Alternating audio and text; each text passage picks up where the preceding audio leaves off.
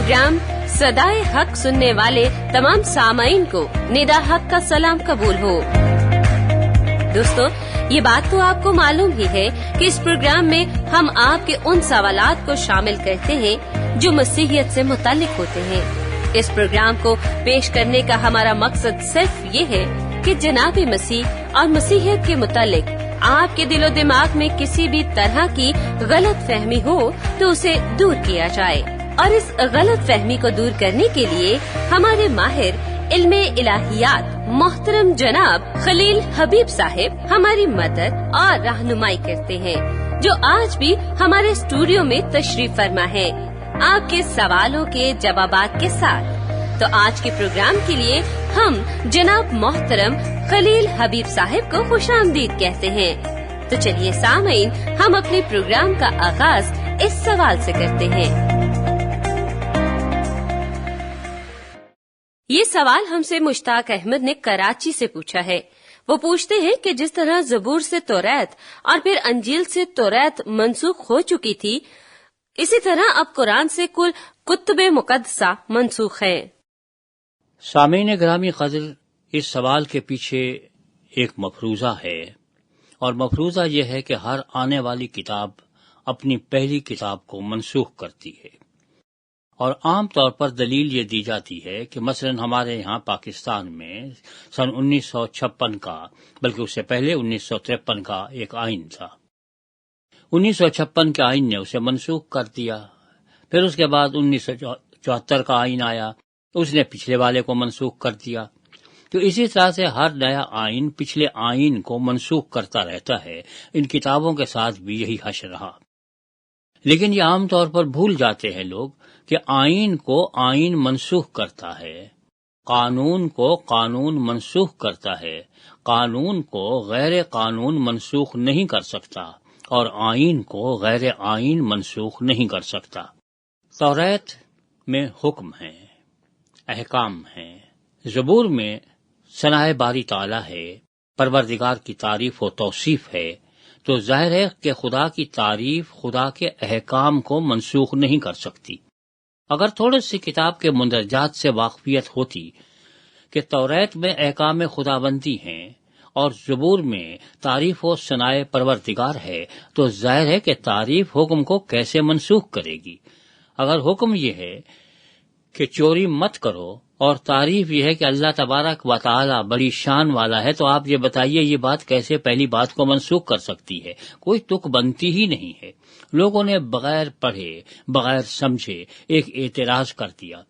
इसी तरह से इंजील कवानीन का मजमुआ नहीं, और न ही वो तारीफ और तौसीफ का मजमुआ है, बल्कि उसमें वाक़यात बयान किए गए हैं और अकायद की तशरीह की गई है। ज़ाहिर है कि वाक़यात पहले वाक़यात को मनसूख नहीं कर सकते, वो किसी हुक्म को मनसूख नहीं कर सकते, खुदा की तारीफ को मनसूख नहीं कर सकते।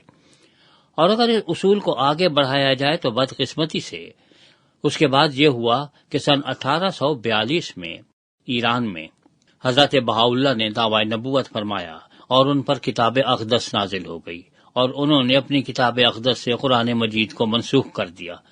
अगर ये सिलसिला इसी तरह से लामोतनाही चलता रहे तो जाहिर है कि हर आने वाली किताब पहली किताब को मनसूख करती चली जाएगी और फिर दुनिया में कुछ भी बाकी नहीं बचेगा। तो पहली बात यह है कि ये उसूल ही गलत है कि आने वाली किताब पहली किताब को मनसूख करती है। वो उसकी तशरीह करती है, तौज़ीह करती है, उसमें इजाफा करती है, उसकी ऐसी बातें जो पहले वाज़ेह नहीं होती उनको और वाज़ेह करती है, और वाक़यात बयान करती है, और वाक़यात को मनसूख नहीं किया करते। अगर आप कुतुब मुक़द्दसा का मुतालिया करें तो आपको मालूम होगा कि उसमें 3 किस्म की तालीमात पाई जाती हैं। ये 3 चीजें मुख्तलिफ हैं। एक वाक़यात हैं कि फलां वाक़या हुआ, अगर वो वाक़या हज़रत मूसा अलैहिस्सलाम के ज़माने में हुआ है तो बाद में सदियों बाद कोई भी उस वाक़ये को मनसूख नहीं कर सकता। ये बिल्कुल ऐसे ही है जैसे पाकिस्तान 14 अगस्त 1947 को वजूद में आया। अब कोई शख्स पाकिस्तान का वजूद माने या ना माने, लेकिन ये हकीकत है कि पाकिस्तान 14 अगस्त 1947 को वजूद में आया। اب کوئی بعد کا آدمی اس چیز کو منسوخ نہیں کر سکتا، اسے غلط ثابت کرنے کی کوشش کر سکتا ہے کہ تاریخی غلطی ہے، تاریخ یہ نہیں تھی، دن جمعے کا نہیں تھا، یہ بحث چل سکتی ہے، لیکن واقعہ منسوخ نہیں ہو سکتا، کیونکہ جب پاکستان معرض وجود میں آ گیا تو آ گیا۔ اسی لیے ایک حصہ تاریخ کا تو کسی قیمت پہ منسوخ ہوتا ہی نہیں ہے۔ دوسرا حصہ اخلاقی تعلیم کا ہے کہ جھوٹ مت بولو، چوری مت کرو، ہمیشہ سچائی سے کام لو، خدا کو ایک مانو، پڑوسی کا خیال رکھو۔ اب ظاہر ہے کہ یہ ایسی باتیں ہیں جو کبھی منسوخ نہیں ہوتی، ورنہ پھر اس میں یہی ہوگا کہ اخلاقی تعلیم میں جھوٹ مت بولو، اب اس کو منسوخ کریں تو کیا پھر اس کے بعد یہ وہی نازل ہوگی کہ اب جھوٹ بولنا چاہیے؟ اگر پہلے یہ ہو کہ پڑوسی کا خیال رکھو تو اب کیا یہ وہی نازل ہونا چاہیے کہ پڑوسی کو جوتے مارو؟ سیدھی سی بات ہے کہ اخلاقی تعلیم ہمیشہ رہتی ہے، اخلاقیات کبھی نہیں بدلا کرتی، سچ ہمیشہ سچ رہتا ہے، جھوٹ ہمیشہ جھوٹ رہتا ہے، سچ کی اچھائی کے بارے میں بات کی جاتی ہے، جھوٹ کی برائی کی بات کی جاتی ہے۔ اخلاقی تعلیم کبھی منسوخ ہوتی نہیں اور کبھی منسوخ ہو نہیں سکتی۔ تیسری قسم کی تعلیم کچھ ایسی رسوم کے بارے میں ہوتی ہیں اور ان کے بارے میں ان میں کچھ ترمیم ہو سکتی ہے واقعات کے اعتبار سے۔ مثلا اگر یہ ہو کہ بھئی اب آپ جب نماز پڑھتے ہیں تو اس کا طریقہ کار یہ ہے، ہو سکتا ہے کل کو یہ طریقہ کار بدل جائے۔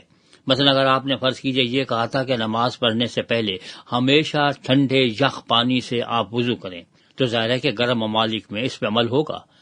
لیکن اگر خدا کا یہ پیغام پہنچتے پہنچتے اسی جگہ پہنچ جائے جہاں پہ برف ہی برف پڑی ہوتی ہے، 6 مہینے تک سورج غروب نہیں ہوتا، 6 مہینے تک طلوع نہیں ہوتا، چاروں طرف برف ہی برف ہے، تو وہاں پہ اگر آپ ٹھنڈے پانی سے وضو کروائیں گے تو آدمی کا کیا حشر ہو جائے گا؟ ظاہر ہے کہ وہاں پہ آپ کو اس میں کچھ ترمیم کرنا پڑے گی کیونکہ حالات بدل گئے ہیں، لیکن پہلا حکم منسوخ اب بھی نہیں ہوا، وہ اب بھی موجود ہے، کیونکہ گرم ممالک میں اسی طرح سے ٹھنڈے پانی سے وضو کیا جائے گا۔ تو نسخ کا عقیدہ بڑا عجیب و غریب قسم کا عقیدہ ہے، معلوم نہیں کن لوگوں نے ایجاد کیا، لیکن سوچے سمجھے بغیر، اور پھر اس میں ایک جو بہت بڑی قباحت تھی اس کی طرف ان لوگوں کی توجہ گئی نہیں۔ وہ یہ ہے کہ اگر یہ نسخ کوئی اور کرتا ہے، خدا کے کلام کو کوئی انسان آ کے منسوخ کر دیتا ہے، تو یہ انسان خدا سے بڑا ہو گیا، اور اگر خدا اپنے کلام کو خود منسوخ کرتا ہے، کبھی کچھ کہتا ہے اور کبھی کچھ کہتا ہے، تو ظاہر ہے کہ جس خدا کا اپنا کوئی اعتبار نہیں، اپنی باتیں بدلتا رہتا ہے، اس خدا کا اعتبار کرے گا کون؟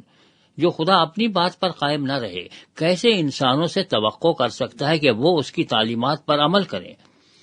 خدا اگر بات کو منسوخ کرتا ہے تو 2 ہی طریقے ہیں، یا تو یہ ہے کہ پہلی بات غلط تھی اب صحیح بات بتائی جا رہی ہے، یا پہلی بات صحیح تھی اب غلط بتائی جا رہی ہے۔ لیکن دونوں صورتوں میں مصیبت یہ ہے کہ خدا جھوٹ نہیں بول سکتا، خدا غلط بیانی سے کام نہیں لے سکتا، تو اگر خدا نے پہلی بات سچی بتائی تھی تو اب غلط نہیں بتا سکتا، اور اگر پہلی بات غلط بتائی تھی تو پھر وہ خدا ہی نہیں تھا۔ دوسرا امکان یہ ہے کہ پہلی بات کے مقابلے پہ اب اس سے اچھی بات بتا دی جائے، تو یہ خدا کیا ہوا؟ بنیا ہوا، جو سب سے پہلے اپنی جو 2 نمبر کا مال ہے پہلے وہ باہر کرتا ہے، جب وہ بک جاتا ہے تو 1 نمبر کا مال بعد میں لے کے آ جاتا ہے۔ یا پھر یہ ہو کہ پہلے 1 نمبر کا مال بیچ لیتا ہے، جب وہ ختم ہو جاتا ہے تو 2 نمبر کا مال بیچنا شروع کر دیتا ہے۔ ایسی صورت میں بھی خدا کی بڑی توہین ہوتی ہے، تذلیل ہوتی ہے، اور یہ اس کی بے عزتی ہے کہ اس کے بارے میں یہ کہا جائے کہ وہ کبھی 2 نمبر کا مال پہلے بھیج دیتا ہے یا 2 نمبر کا مال بعد میں بھیج دیتا ہے۔ لہذا یہ نسخ کا عقیدہ خدا کی توہین ہے، چاہے وہ اپنے پہلے کلام کو منسوخ کر دے یا اسی کلام کو بیٹھا ہوا منسوخ کرتا رہے، دونوں صورتوں میں خدا لا علم ٹھہرتا ہے۔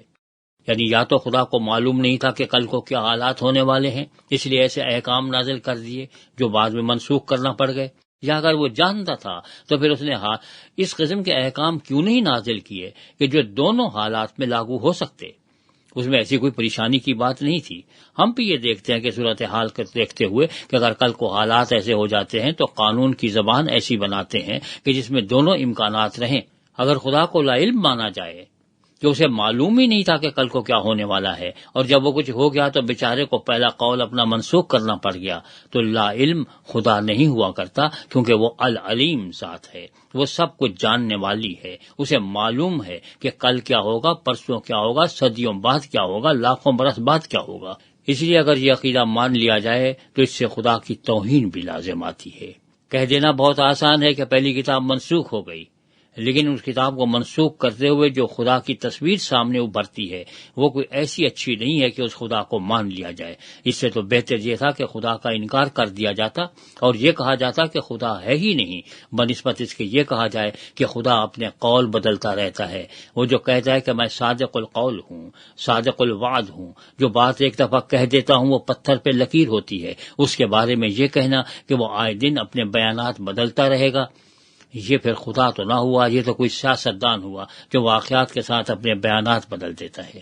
تو ہماری آپ سے گزارش یہ ہے کہ اس قسم کا عقیدہ مت اپنائیے جس سے خدا کی توہین لازم آتی ہو، جس سے خدا کی تذلیل ہوتی ہو، جس سے خدا کی بے عزتی ہوتی ہو، بلکہ خدا کی تعریف اور تمجید کیجیے اور ذکر کیجیے اس طرح سے کہ معلوم ہو کہ خدا کل اور آج اور پرسوں ہمیشہ تک وہی ایک ہی خدا ہے جو کبھی بدلتا نہیں۔ اسی طرح سے چونکہ خود نہیں بدلتا تو اس کا کلام بھی نہیں بدلتا۔